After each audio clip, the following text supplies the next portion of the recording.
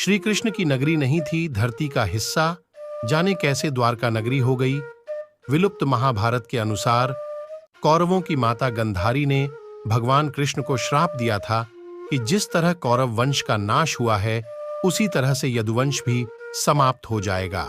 पौराणिक कथाओं के अनुसार भगवान कृष्ण का जन्म मथुरा में और उनका बचपन गोकुल में पूरा हुआ था। कंस का वध करने के बाद सभी यदुवंशियों के साथ उन्होंने द्वारिका नगरी बसाई। माना जाता है कि महाभारत युद्ध के 26 वर्ष के बाद पूरी द्वारिका नगरी समुद्र में डूब गई थी और उसी के साथ यदुवंश और श्री कृष्ण ने अपने प्राण त्याग दिए थे। द्वारिका नगरी के अंत के पीछे दो कथाएं प्रचलित हैं। एक कथा के अनुसार माना जाता है कि महाभारत युद्ध के बाद जब युधिष्ठिर के राज तिलक के दौरान गंधारी ने भगवान कृष्ण को श्राप दिया था कि जिस तरह कौरव वंश का नाश हुआ है, उसी तरह से यदुवंश भी समाप्त हो जाएगा। अन्य कथा के अनुसार कृष्ण के पुत्र साम को मिले श्राप से द्वारिका नगरी का अंत माना जाता है। आर्षि वाल्मीकि, नारद मुनि और अन्य आर्षि द्वारका का भ्रमण करने आए थे।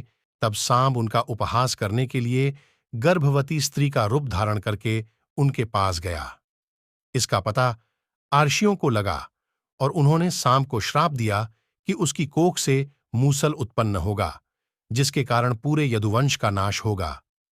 राजा उग्रसेन को इस बात का पता चलते ही उन्होंने मूसल को समुद्र में फेंकवा दिया। एक युद्ध के दौरान कृष्णपुत्र प्रद्युम्न के मित्र सात्यकी ने वृष्णिवंशी कृतवर्मा का वध कर दिया, जिसे वृष्णिवंशी सहन नहीं कर पाए और उन्होंने सात्विक सहित कृष्ण के पुत्र प्रद्युम्न का भी वध कर दिया। भगवान कृष्ण को ये बात जब पता चली तो उन्होंने क्रोध में आकर जमीन से मुट्ठी में घास उठाई, जो आर्षियों के श्राप के कारण मूसल में बदल गई। उस घास को जो भी निकालता वो मूसल में बदल जाती। इस मूसल के प्रहार से व्यक्ति उसी स्थान पर अपने प्राण त्याग देता। इसी तरह यदुवंश और अंधक, भोज, शिनि और वृष्णिवंश के साथ भयंकर युद्ध हुआ और सभी का नाश हो गया। बलराम ने एक वन में अपने प्राण त्याग दिए और उन्हें देख श्री कृष्ण साधना में लीन हो गए। एक शिकारी ने दूर से उन्हें हिरण समझकर बाण चला दिया, जिससे उनकी मृत्यु हो गई। भगवान कृष्ण के प्राण त्यागते ही द्वारिका नगरी समुद्र में डूब गई। पुराणों के अनुसार द्वारिका धरती का हिस्सा नहीं थी, कृष्ण ने इसे समुद्र देव से उधार मांगा था। इसी कारण से कृष्ण के बाद नगरी भी समुद्र में समा गई।